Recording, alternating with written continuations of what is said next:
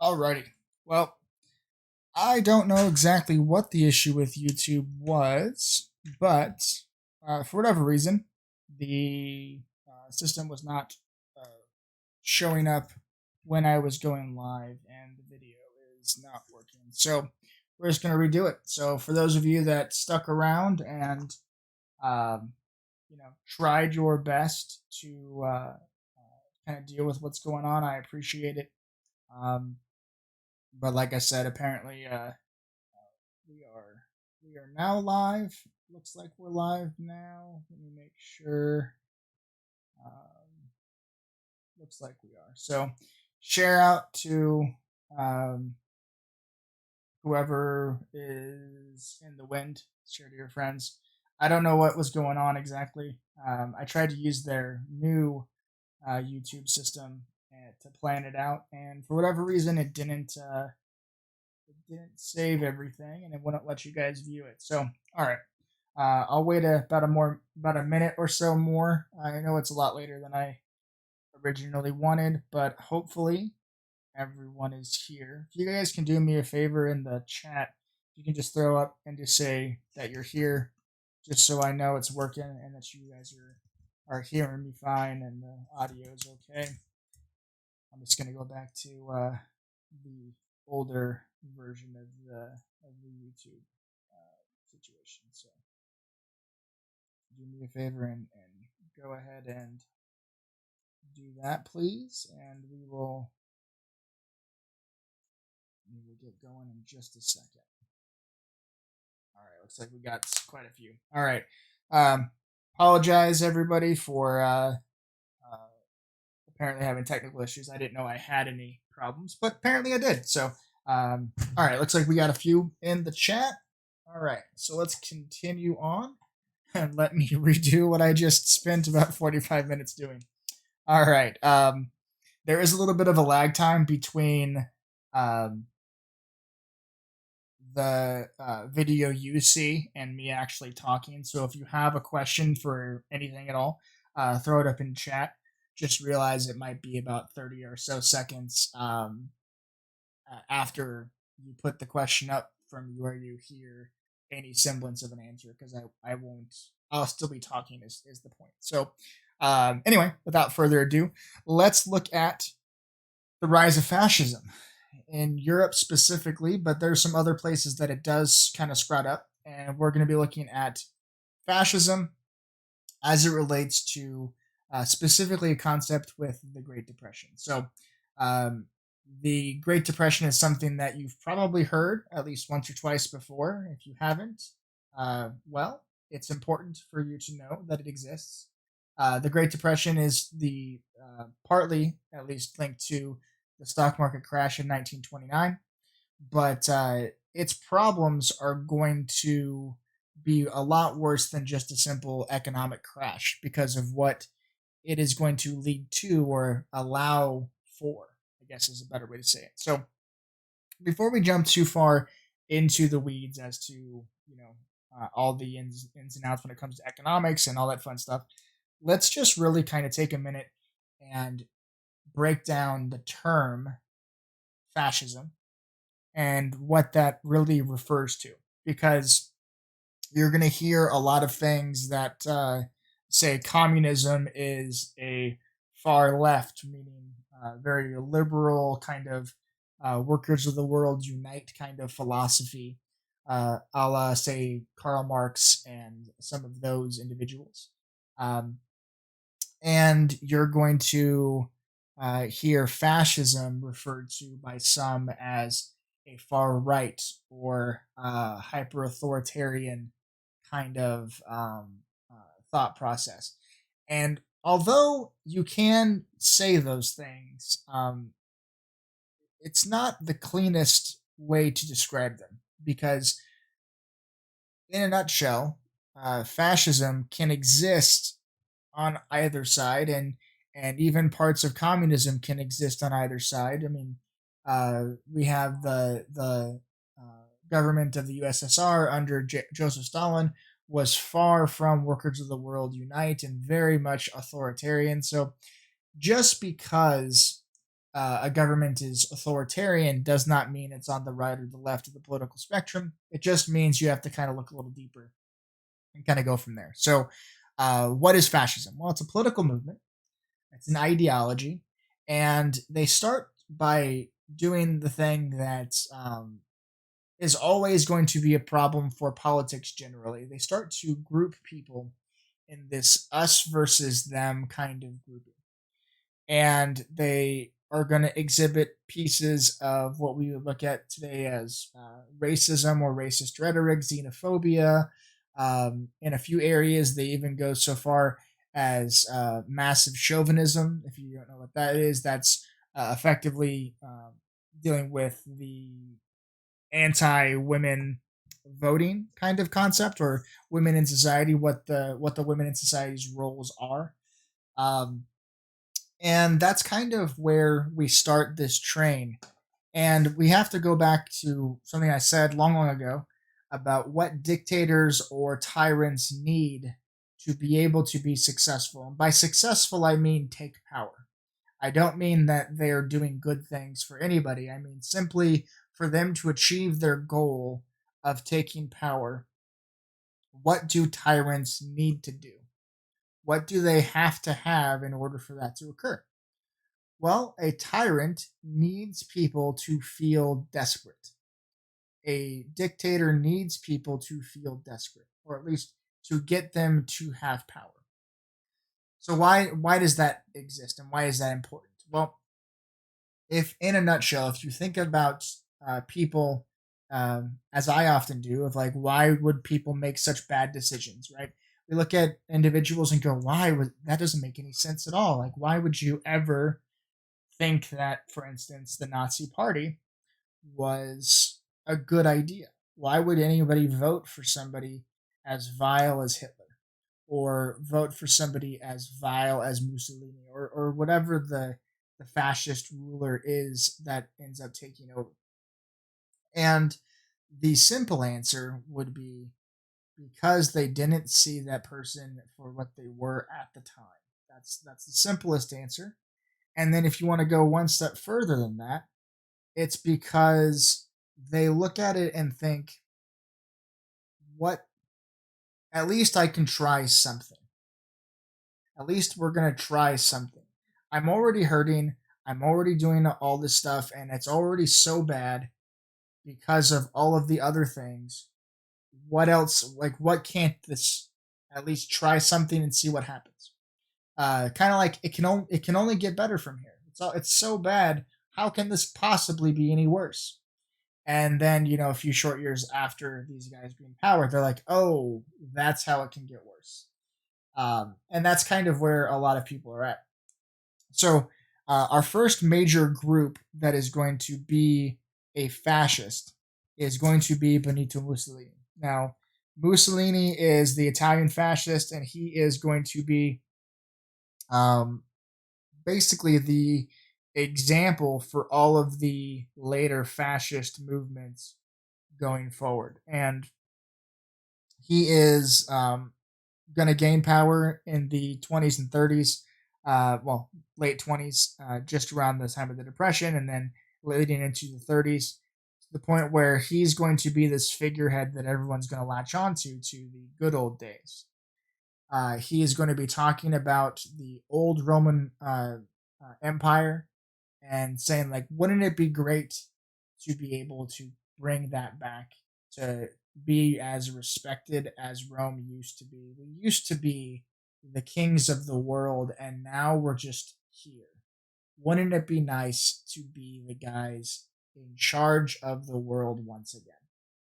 And that was a very attractive thought to most of the individuals in Italy who were like, wow, it kind of sucks right now. How can we make this a little bit better?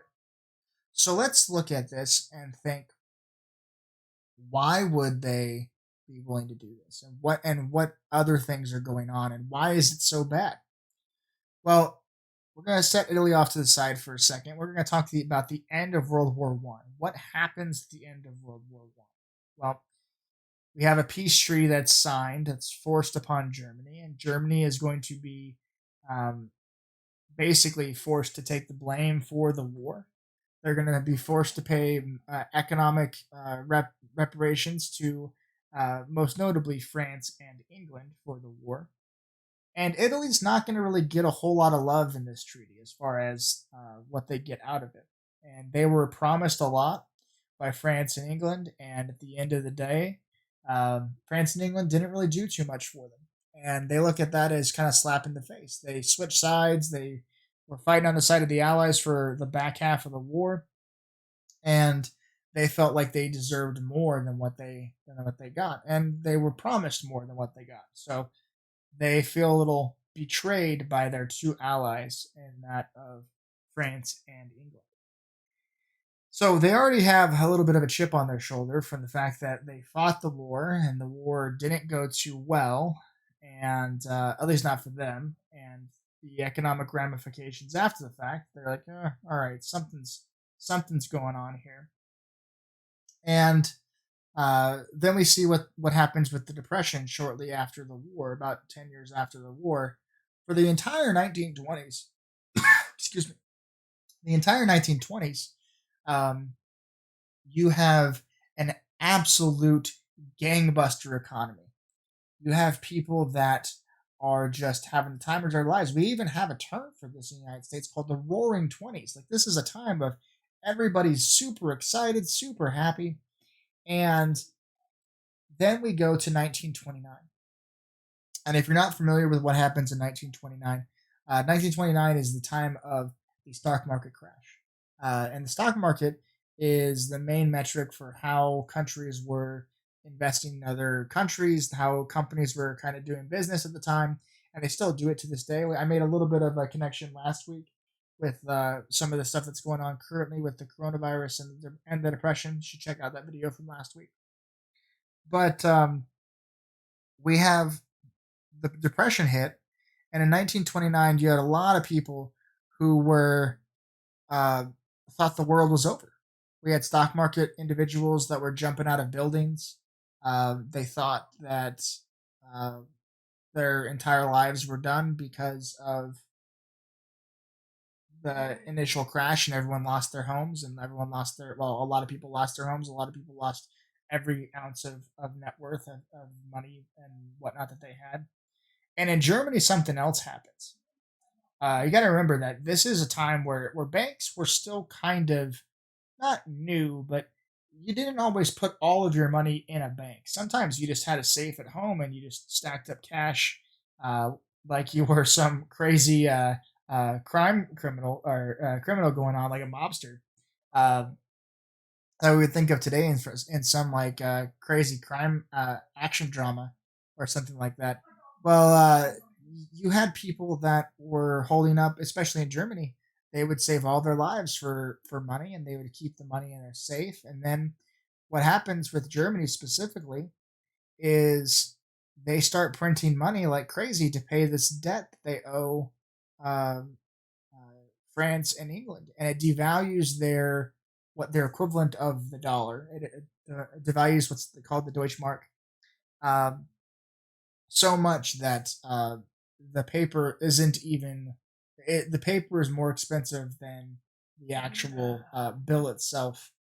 It's worth more as paper than it is printed with the money value. So people that had fortunes or had been building up like for retirement and they'd been building up money, all of a sudden it was worthless and they were not happy. So in comes guys like Mussolini, like Hitler, like Francisco Franco in Spain, and basically they come up with the same general sales pitch. We know life sucks. We know you don't exactly have a whole lot of options. But we also know that the current government that's in place isn't really doing anything for it. And what's there to lose by letting us try our form of government for a little while? And we promise we're going to fix this problem for you. And a lot of people, like I said, they looked at that and said, well, what do we have to lose? What possibly do we have to lose at this point? Because right now, it's already so bad that we might as well give it a shot. We might as well try. So we have a lot of people in Germany and Italy and Spain.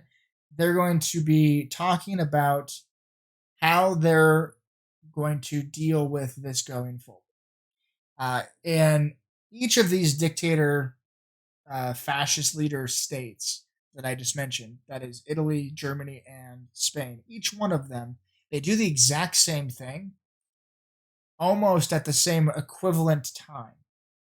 And what they do is, after they gain power the legal way, they remove the capability of the people to remove them from power.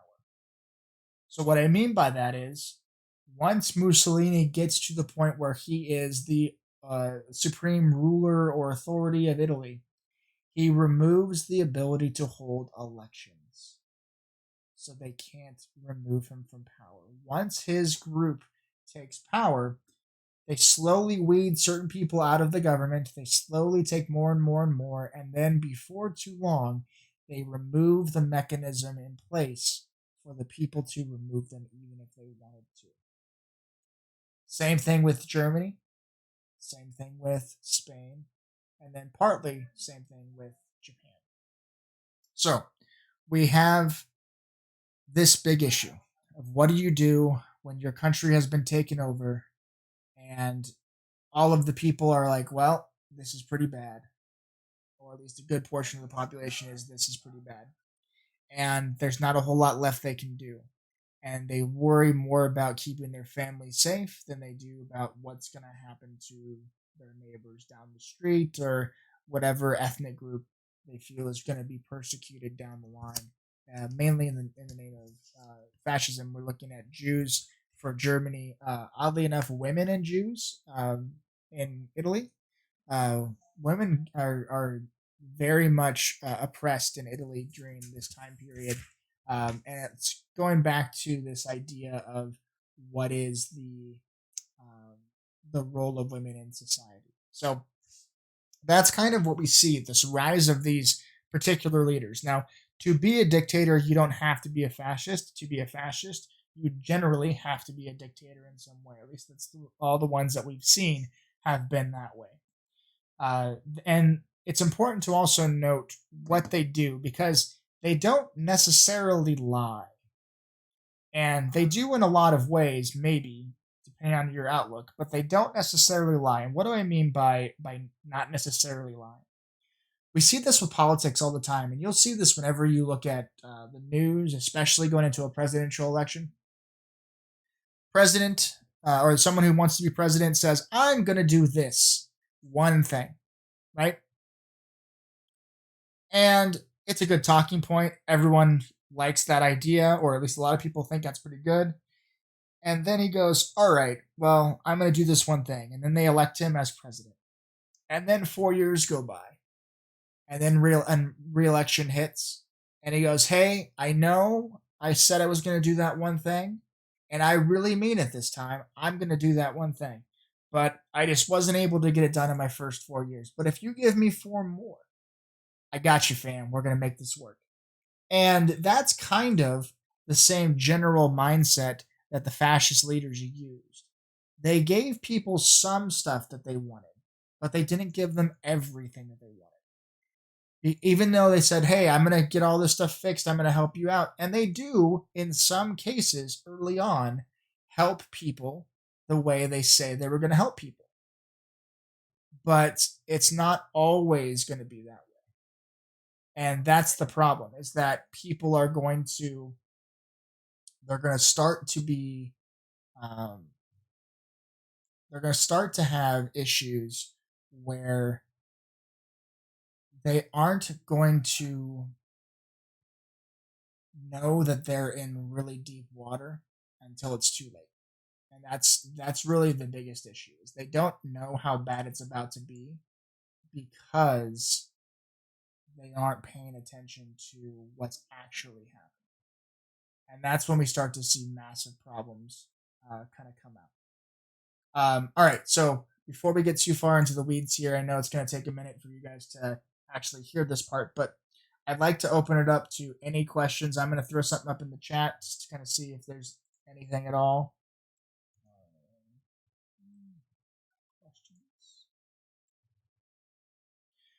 All right, so we're gonna see if there's any questions. I just want to take a minute to see if there's anything that you guys would like me to answer or try to answer as best I can while you have me here.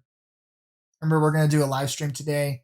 We'll do a live stream on Wednesday, and then we'll do a live stream Monday, Wednesday, basically for the rest of the time going forward. We'll be doing that. So, like I said, questions are going to be there's going to be a little bit of a lag time just because of how the chat and how the live feed works. It tends to have a little bit of an issue with the about 30 or so seconds behind when I'm talking. So, um, let me know if there's any questions in the chat. Throw up whatever you have. I appreciate everyone showing up. But I just want to make sure that if there's anything that you guys are just not quite getting or you just didn't know what was going on, um,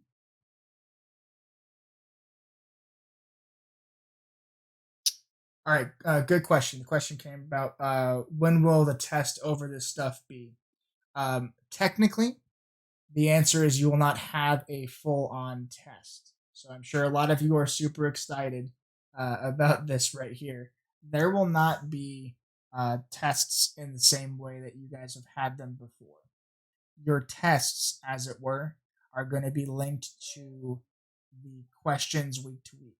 So today we have a live stream. Wednesday we have a live stream. Today you should also see in the module the little bit of reading and a question to answer. And the question, I believe, it's something to do with how does the Great Depression get made worse by the rise of fascism, specifically in Europe. And by answering that question, that's basically how you're tested. And then next week we have another question, and the following week, so on and so forth.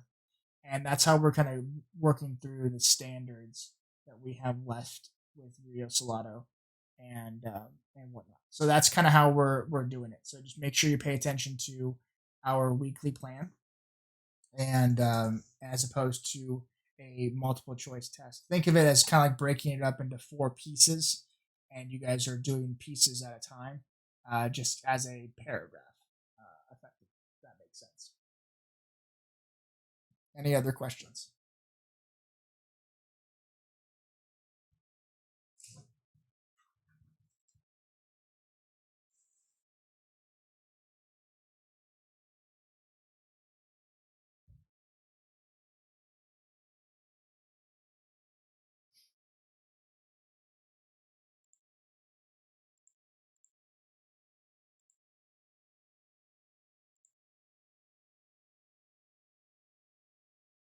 Alrighty. Well, looks like we're all good. If you guys can do me a favor, if you have no more questions and you're good to go, and you're here in the chat right now, can you give me like a thumbs up emoji or a smiley face emoji, just so I know that you're not typing something in right now while I'm trying to close this out. If you have a question, I'll hold on. But if you are are you just waiting till the end of the video and you're gonna close out per normal? Just throw out some kind of emoji. Lets me know like you're doing some jazz hands or thumbs up or some variation thereof, just so I don't close you out in the middle of like your thought. That sounds rude. So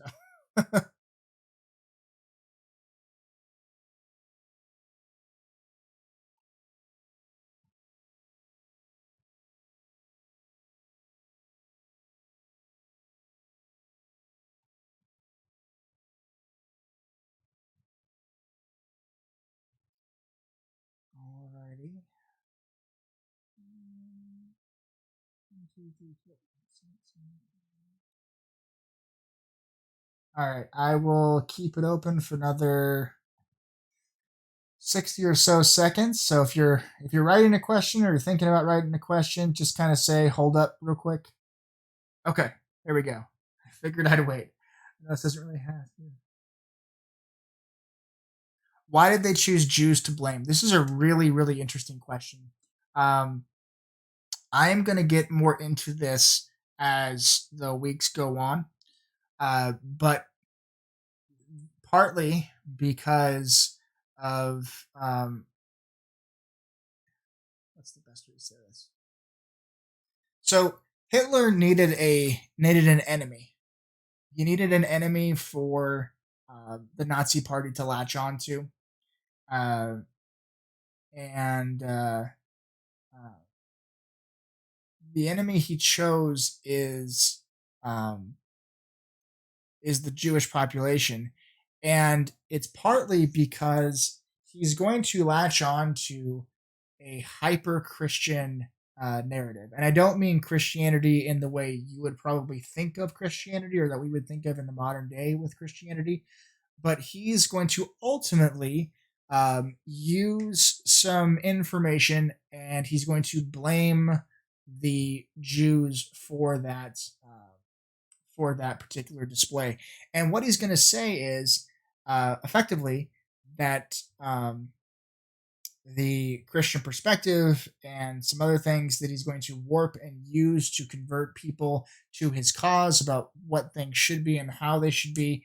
He's going to use that and he's going to then target the Jews because, in his mind, and based on biblical references that he decides to kind of take some out of context and kind of warp around some mindset, he starts to blame the Jews for the persecution and um, murder of Jesus. And he uses that as his motivation because there are way more Christians in Germany than there were Jews. So he's trying to get as many people. And instead of saying, it's really hard to say, narrow down a group when they all look the same. Okay. If you said, like, oh, we don't like all Germans that have this particular ancestry, it's a lot harder to know that they are, in fact, part of that group. If you have a little bit easier time like picking out people that look different, and the Jewish people population of Germany at the time had different facial features, or at least some different facial features, and it was a little easier to know if you were Jewish descended based on hereditary biological normality of, like, noses, facial features, foreheads, stuff like that. Was You could tell kind of if someone had Jewish ancestry. So they chose that because it was a visual thing that they could target and say, you're not like that person. You are different. You are physically different. And then he also goes with the blonde haired, blue eyed Aryans.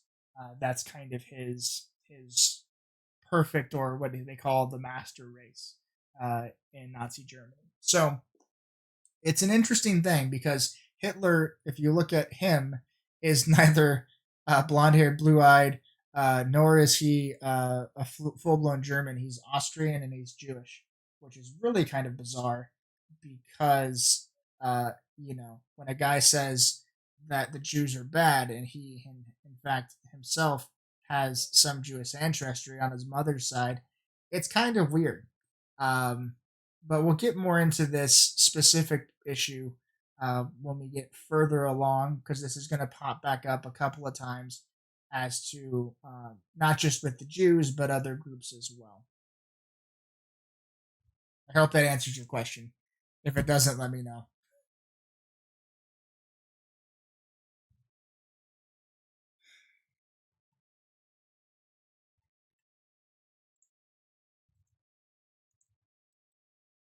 All right, good. All right, 30 more seconds and then we're going to close this out. There's like quite a few of you still in the chat, so I just want to make sure that everyone has a chance um, to say their piece if they have a question. Um, but hopefully we're good to go. All right. Again, sorry for everyone.